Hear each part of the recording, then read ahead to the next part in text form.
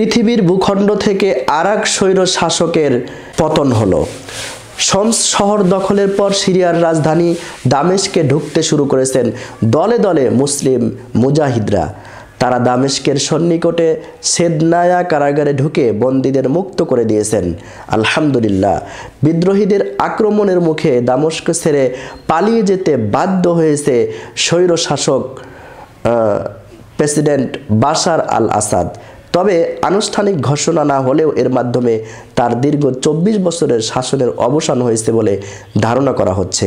আজ রবিবার বার্তা সংস্থা রয়টার্স জানিয়েছে, একটি প্লেনে চড়ে অজ্ঞাত গন্তব্যের উদ্দেশ্যে পালিয়ে যেতে বাধ্য হয়েছে তিনি। ক্ষমতার বলে জোর করে টিকে থাকা এই প্রেসিডেন্ট আসাদ আর কোনোদিন ক্ষমতার মসনদে বসতে পারবে না, এমনটি বলেছেন মুসলমানের মুজাহিদরা।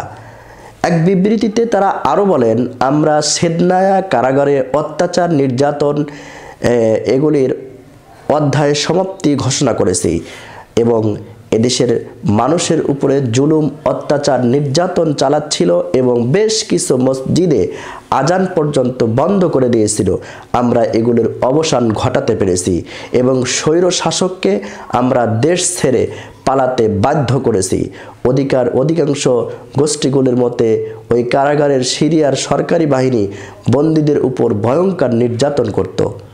এদিকে যে কোনো সময় দেশটির স্বৈরশাসক বাশার সরকারের পতন ঘটতে যাচ্ছে বলে জানিয়েছেন বিদ্রোহী মুজাহিদ গোষ্ঠী হায়াত তাহরির আল শামের প্রধান আবু মুহাম্মদ আল জোলানি। এক বার্তায় তিনি যোদ্ধাদের সাধারণ মানুষের প্রতি ভালো আচরণ করার আহ্বান জানিয়েছেন।